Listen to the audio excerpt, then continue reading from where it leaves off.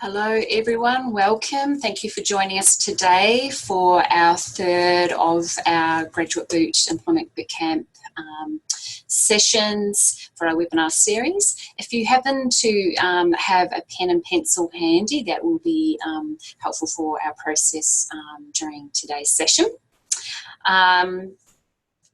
So welcome, and the session today is focused on applications.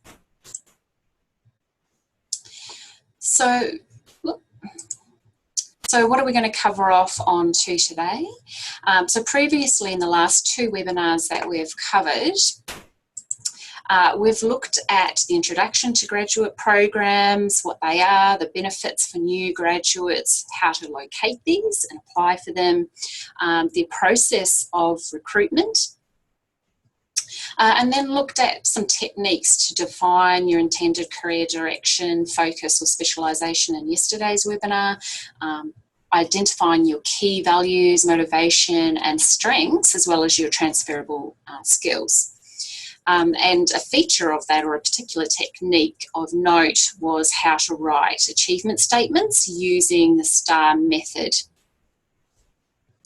So all really useful information, which now brings us to the pointy end of the process where we're actually going to go about submitting our applications, the exciting part, and how to apply all these techniques, particularly from our second webinar, to write effective, high-impact applications.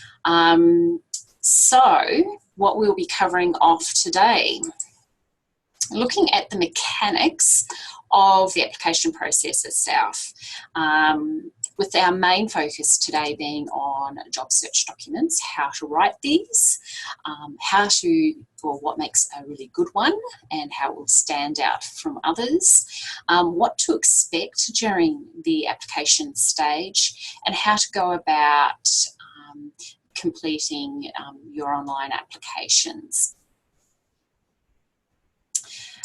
At the very end, I will be responding to questions. So if you have a burning question, be sure to pop this in the chat function. I also have my colleague Debbie Houston here available, who will be responding to questions during the session. Thank you, Debbie. And between us, we'll do the best that we can during today's session. So now is the time to be asking questions as we move through the session today. So let's get started. So I'm very interested to find out if any of you have already completed a graduate application before. So perhaps you have in the last few weeks, or maybe during previous seasons. I'd be interested to find out. So if you're happy to pop in your responses in the chat function, that would be super. I'm just interested to see if anyone has. No, but I really need to. Thank you. Oh, we have a yes, I have. Oh, great. Okay, so we've got a couple of you that have. Thank you. So I'd be very interested to know any of your responses that you might be able to offer the group from your experience. So if you have completed and proceeded to complete a graduate application, were there any aspects that stood out to you from your experience that you'd be happy to share with the group in the chat function?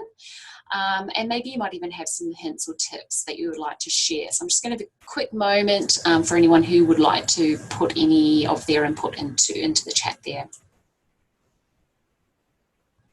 And thank you, Amanda. Yes, please nominate chat to everyone so that we can all see your question, your comments.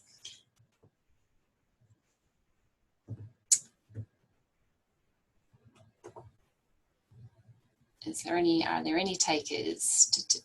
Similar to, okay, thank you, similar to any other job application, really? Thank you. Brush up on your resume. Detail relative experience to the position you're applying for. Thanks, guys. That's really helpful. Okay, I would agree entirely, Claire Marie. Okay, so let's just have a look at the recruitment process. It's a little bit faint here, but this it's helpful to look at the inner workings of the recruitment process for graduate programs, because there are slight differences from the open standard recruitment process for the open job market. So keeping in mind that every company or organisation will have its own recruitment process, so no two will be exactly the same, but we do have some recent findings on what we could typically expect and what typically happens across graduate programs that was conducted last year by ReadyGrad. It's a little bit faint, but you'll get the general idea. We'll focus on the entire process, a little bit more on this process in tomorrow's webinar, but today I'd really like to focus on the initial stage, which is the online application form. And 90% of graduate programs will require this, and this forms typically your first stage of the application process. If we're looking at ratios, they found that 1,450 applicants was the average number of applicants for graduate programs, and whilst it's important to keep in mind that the process as a whole for the graduate recruitment stage is extremely competitive, and every stage is crucial and challenging, and you can guarantee it will be a rigorous recruitment process. The hardest part of the application process to get through is the first stage, and this is where they make the greatest cull. So looking at these information, it's around about out of every 13 to 15 candidates, only one will make it through to the next stage. So so that's helpful information to be aware of, and some inside information that may assist as you complete your online application. So this is the stage we'll be focusing on today, and as I mentioned in our final webinar of our series for tomorrow, we'll be looking at the following stages of recruitment in our assessment and screening topic. So do join us then as we delve into those processes. So what can we expect during the written application stage? Well, these are some typical aspects that you will need to include: your personal contact details. So you need to be sure that your contact details remain up to date during the recruitment process. You may need to nominate a preference for your department, specialisation or stream, and the area that you would like to be working in and apply your skill sets within. Most graduate programs, you are looking at large corporations who have a range of different roles and departments that they'll be recruiting for. And they will also be looking across disciplines. So you will usually be asked to nominate a preference. You'll need to give details of your relevant qualification and your major information, and probably your GPA details as well. They may ask about your background and be seeking some information around any diversity aspects as well within the written application stage. You could pretty much guarantee they'll be looking for a resume or an alternative, which I'll be speaking about in a moment. A copy of your transcript is very typical of what you might expect. Some may ask you to provide a little pitch, and Debbie has discussed yesterday a little resource to help with that process in our elevator pitch within the Careers Toolkit. So do go back and revisit that if you are required to give one of these. You may be asked to respond to some technical questions relevant to your discipline area or stream department that you are applying. You may encounter some other questions as well, and they can be quite diverse and creative and interesting. And again, with your technical questions or your other questions, you it's very difficult to prepare for these because they're task orientated in terms of this webinar itself. So it's about applying all of the skill sets, your understandings, your professional communication skills, your ability to sell yourself with bringing all of those elements together to respond to those kinds of scenarios. And you may be asked to submit referee reports as well. So I guess the key here is not to be leaving your application and looking at completing one to the 11th hour, the very last minute, because you will need to put some preparation into your application, and you may need to approach your referees to organise reports. So do give yourself time, don't be rushing your application. And keep an eye on deadlines for application closing dates, because they are occurring right now as we speak. So you'll need to be super organised, schedule these in for the graduate recruitment programs that you're interested in, and be prepared to give yourself the time that you need, particularly when you're juggling assignments as well. Okay, so question for reflection. So given that the greatest cull occurs from your written application stage, and we're looking at approximately 1 in 13 applicants will actually make it through to that second stage, I'm very interested in your response. Let's see if this works. Of how confident you would feel about your current resume as it stands now if you're applying for your graduate program of interest. How competitive would it be on a scale of 1 to 5? And just giving you a little bit of guidelines there of the scale. We're getting some changes happening. Thanks, guys. I'll just give it another little quick moment.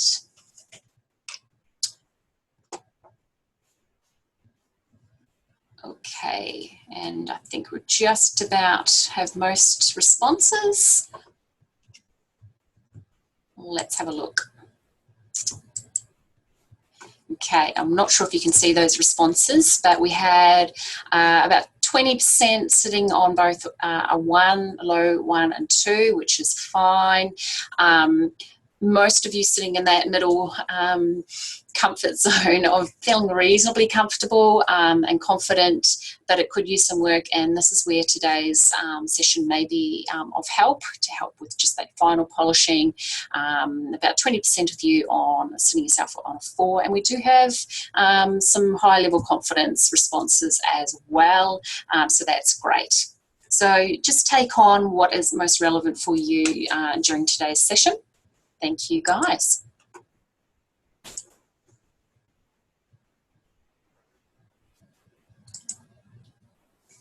Okay, so whilst there could be variation in terms of what is included or required as part of your written application within a graduate program, we do know that it's highly likely that they will ask for a resume.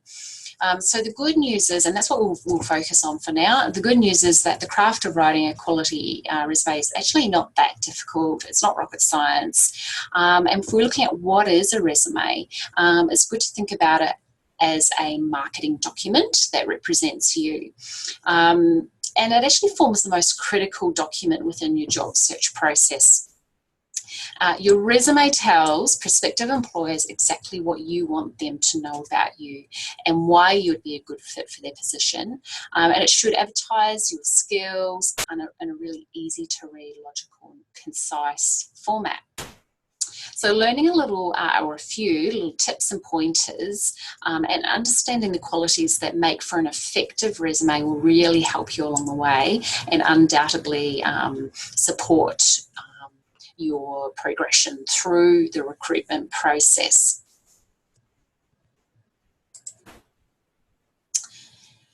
So we covered off on some techniques, skills, and concepts to help write a really effective resume during our webinar series last week, Help I Need a Resume.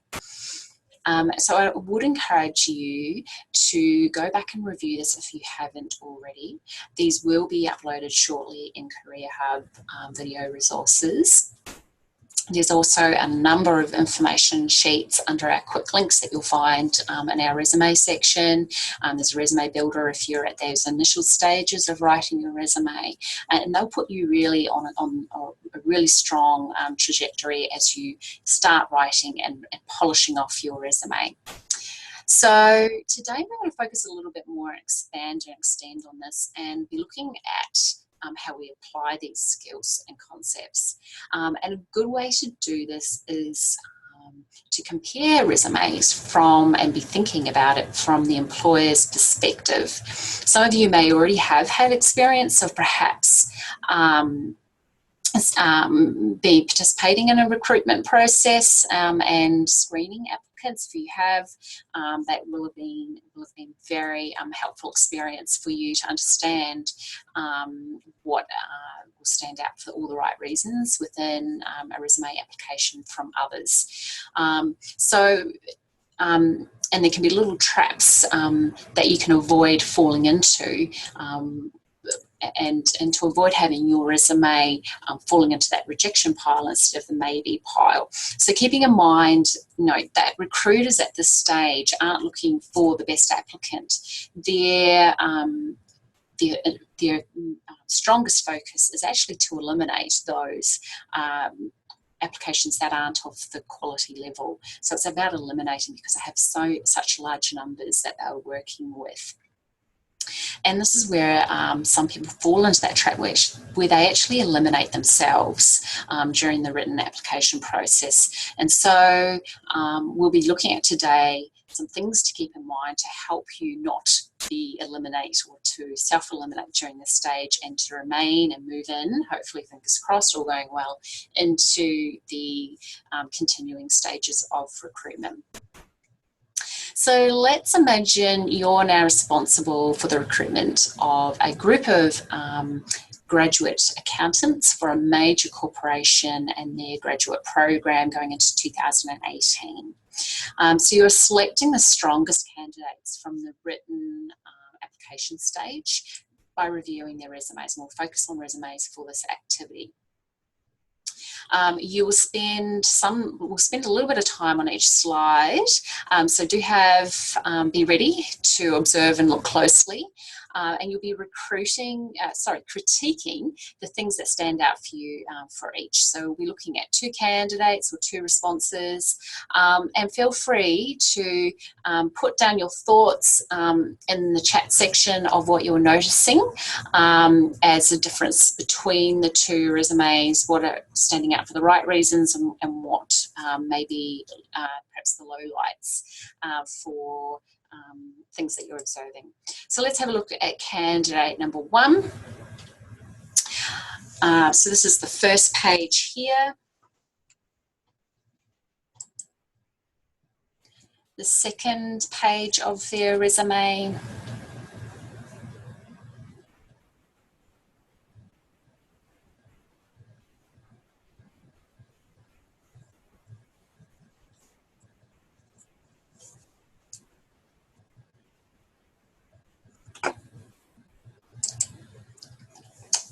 The third page.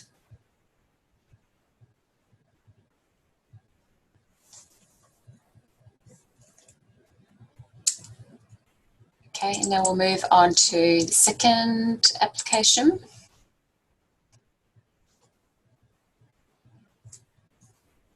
First page.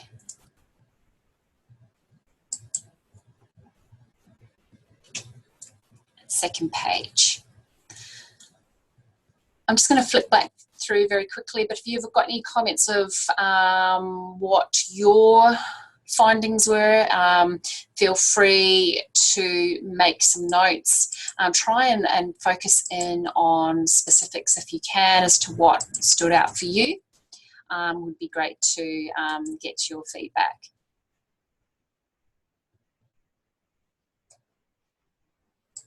Candidate or resume 1.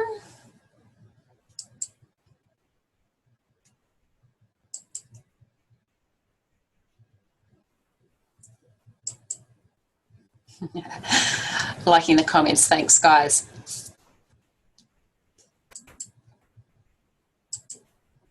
Okay, so getting some feedback here. Second one is laid out much better. Thank you, Amanda. Horoscope. Yeah, funny. It sounds funny, but we have seen them from time to time feature on student resumes, interestingly. So, yes, these are all things that do appear. The email was a big no-no. Perhaps that's referring to the Kung Fu Panda and Jack is a Superstar. So professional email address, absolutely. What else have we got here? Dots easy to read, yes. So bullet points and consistency in formatting can make a huge difference to the reader's experience and being able to extrapolate the key information that's relevant. Second one better, says Claire, thank you. Layout is better and needed details given, thank you. And second looks really professional, thanks Norina. So there can be some really large contrasts in terms of the qualities of quality and the calibre of resumes that are submitted. Second, more eye-catching. So not to say that there is such thing as a perfect resume, and these certainly aren't, but it gives you a little bit of an indicator of the contrast that you can encounter. Some standouts as well that may be of note is that actually both candidates are actually the same person and have the same experience. One has just done a better job of explaining that and articulating that in their resume.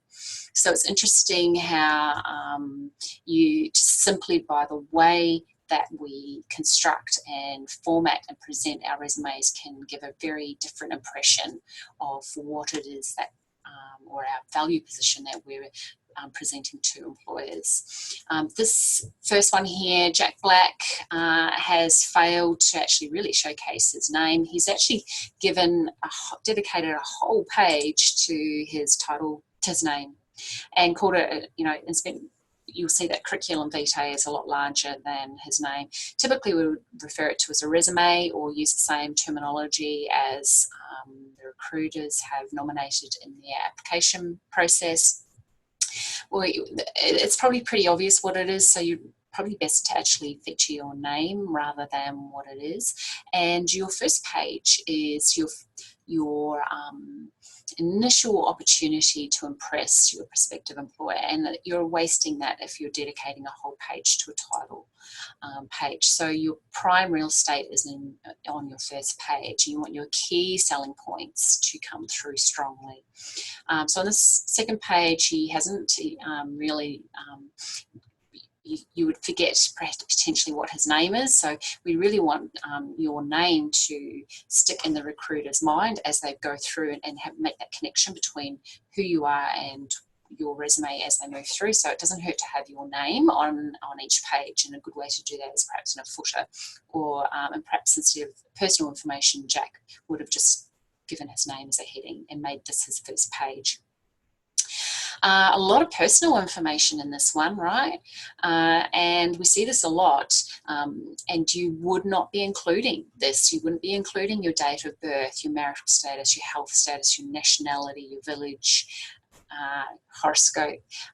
These are details that are not relevant on your resume. You may be asked for your date of birth, etc., during the application process. If so, you'd put it there. Certainly not on your resume in terms of what would be expected within the Australian job market.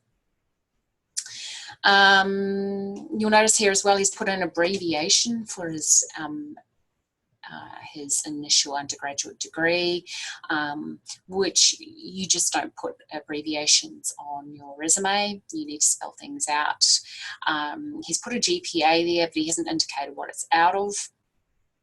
And you would be showcasing that if it's a nice, bright, shiny GPA. If it's not really that bright and shiny, you just leave that off and just focus on your qualification, which is fine.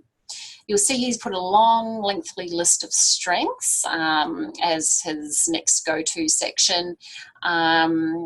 And there's a lot of generalizations there, so it's probably a little bit meaningless for a recruiter who's flicking through making some very tough decisions quickly. Probably not actually all that helpful in terms of information. A lot of people can self-assess themselves as being reliable and positive, and that they help people, but providing evidence or a context to how you've utilised these skills can give a lot more helpful information. Okay. The second resume, you can see, is a little bit more consistent with the way that it's set out. It's easy to read. He's included his professional affiliation here.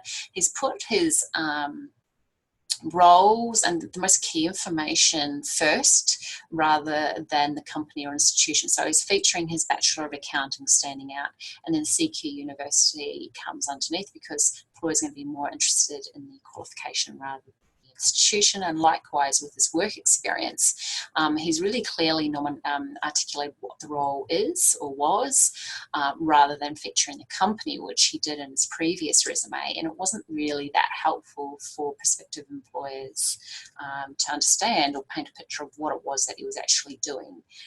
And where he's taken on extra responsibilities, like perhaps assisting with staff training, or perhaps doing some hard yards like night shift rosters, he's added this information, and where it was a 5-star or 4-star facility that he was working, that also helps consolidate and reinforce that he was delivering a high level customer service rather than just customer service.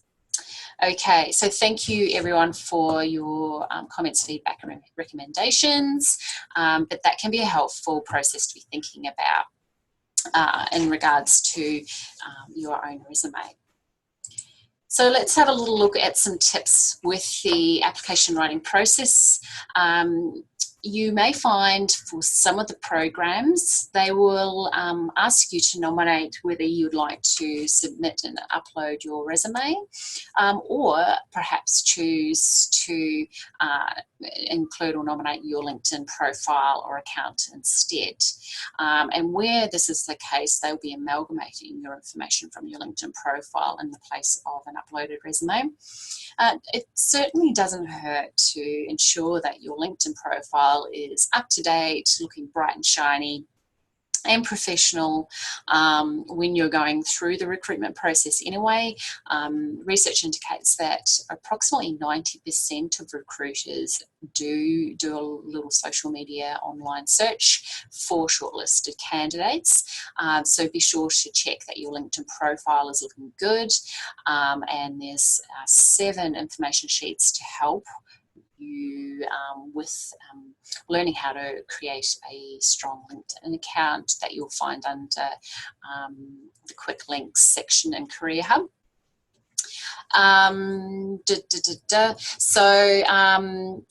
Yes, and if you are going to nominate your LinkedIn account instead of your resume, be sure that it's really up to date and it has all the information that you'd like to be presenting. A big one is ensuring that you follow the instructions. Be sure to read the finer print.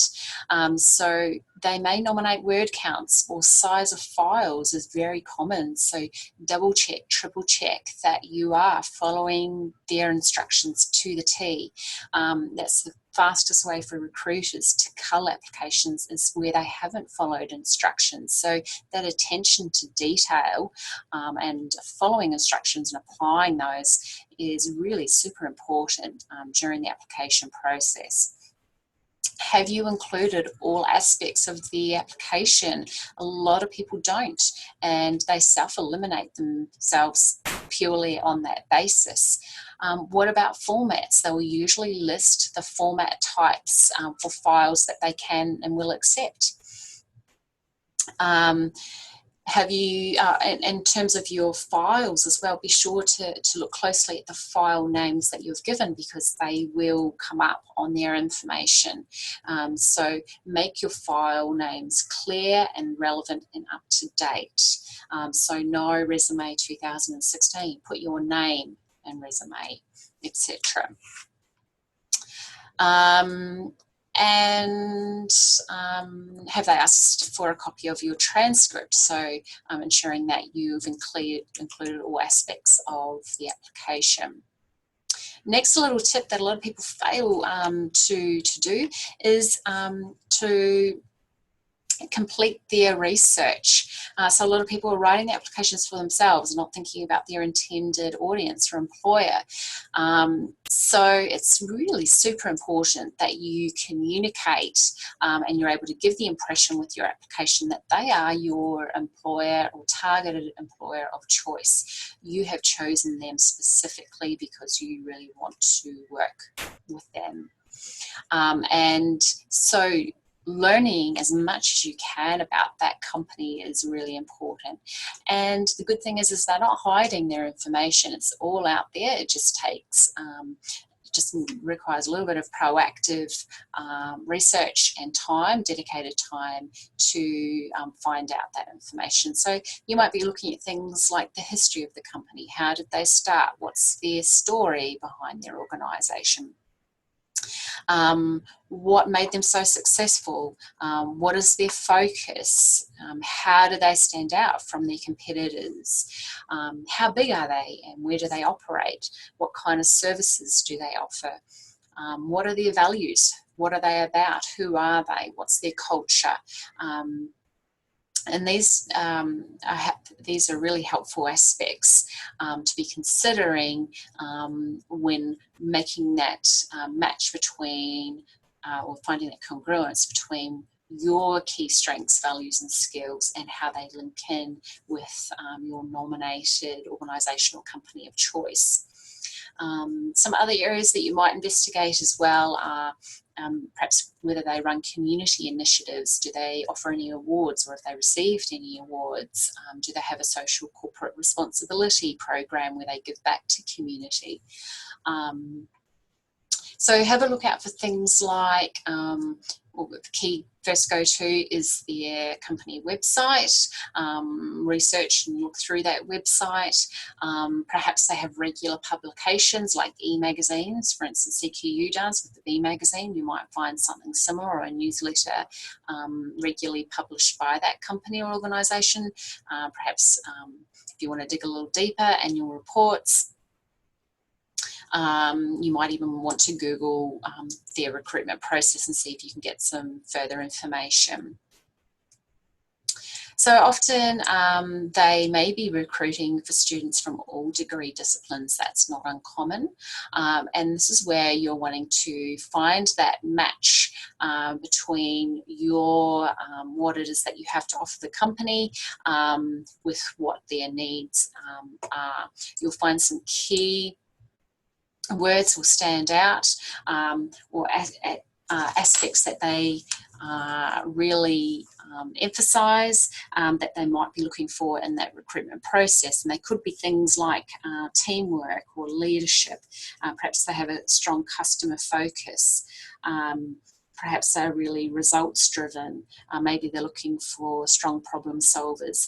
They will usually have some information around the kinds of attributes that they're prioritising during their application process.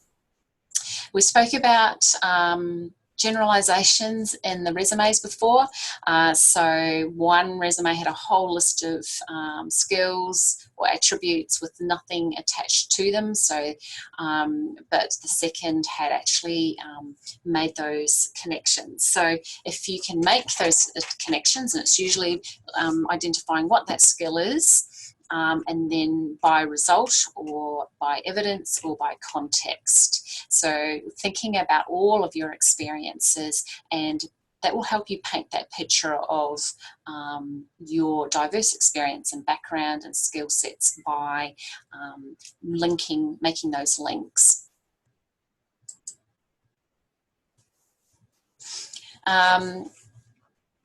So employers want to know who you are. So they're really interested to find out what your key selling points are. You want to let your personality shine through every stage of the application process. So you're thinking about your passion and motivation, your reasons for wanting to work with that organisation, and the specialisation that you would like to work in. You need to show them your skills at each stage and be prepared to talk about these, whether they're from within your university setting, maybe your previous work experience, or within community. Be thinking about, have I already included these strengths? Are these clearly stated in my application? Even be thinking, what are my top 3 selling points in regards that are relevant to this application? Are these easy to read in my resume and in my other responses required of the application process? Have I highlighted my transferable skills and experiences? We did touch on how to write achievement statements yesterday, and I guess the key aspect here is that they are made up of 3 elements. The action that you took, which really identifies your skill sets, and the result that you achieved, and ideally if you can apply metrics or numbers to this, it's even more impressive. But you can't always do that, but perhaps it was a significant increase in something, or returned customership, or whatever it might be, that evidence that it was a positive outcome. So you have your situation, your action, and your result. And sorry, my situation is not showing on that slide. So we talked about ensuring that you articulate and join the dots for employers. So a lot of people don't do that so well in their applications. So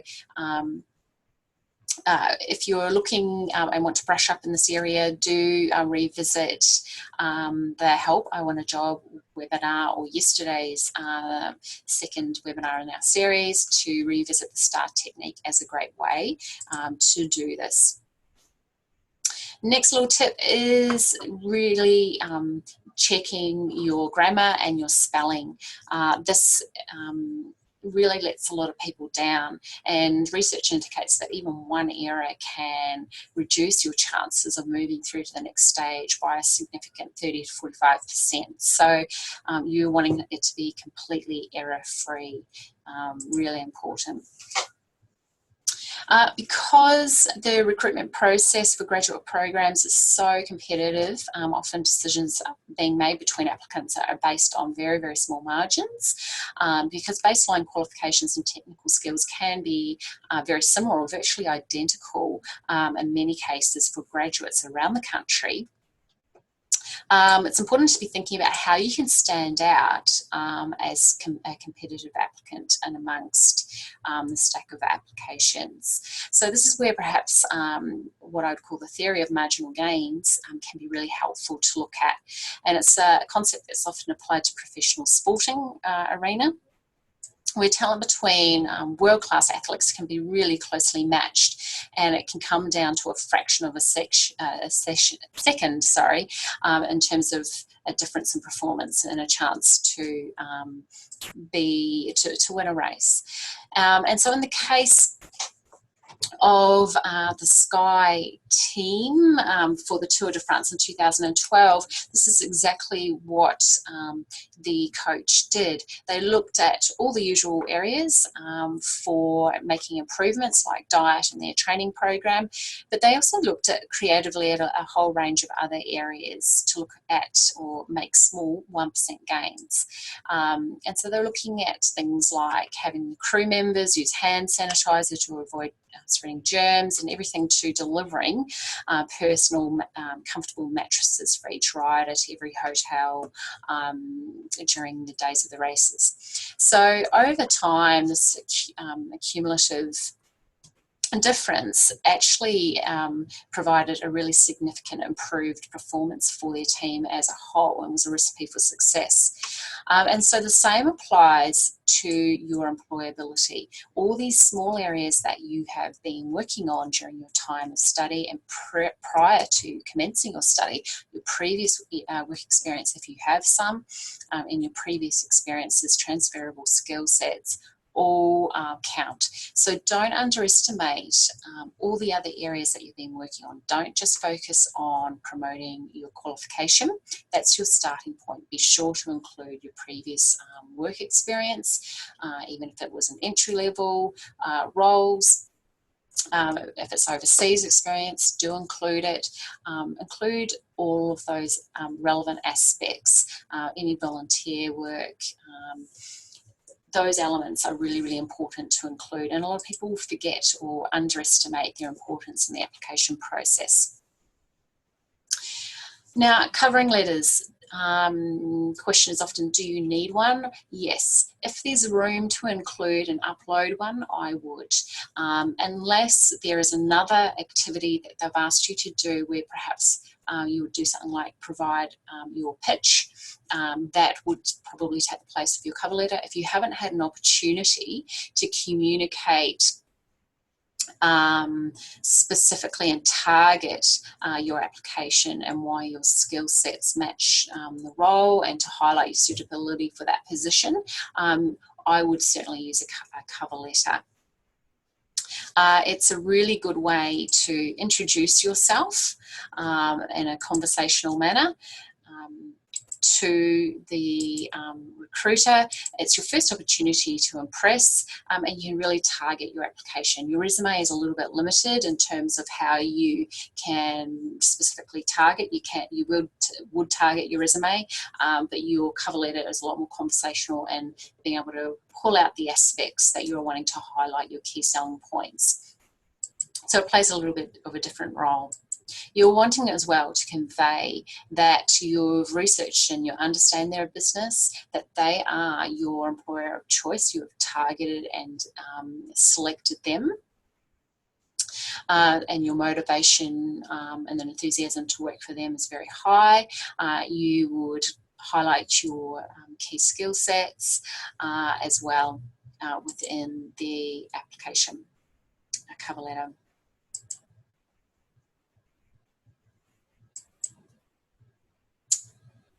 Okay, folks, so the resources relevant to the application process that may come in handy as you're writing your applying for graduate programs. There's some cover letter information sheets in Career Hub, online applications, and it goes into details like, giving yourself time, practicing in a Word document before you submit, checking for spelling, grammar, etc. So do take a look at that one. There's 7 LinkedIn information sheets as well as resume writing information sheets, which you can check out. Within the Careers Toolkit as well, which is housed in Career Hub, you'll find there's an elevator pitch generator, so it guides you through that process, a resume builder and cover letter builder that include video information on how to complete each section if you haven't already started writing your resume. There's also a really great little resource called the CQ Graduate Opportunities e-magazine with the latest edition, and it has lots of really helpful hints and tips to consider during the graduate program recruitment process. So we have our final within our series tomorrow, where we're looking at assessment and screening. Are there any final questions coming through in the chat or final comments before we finish off today?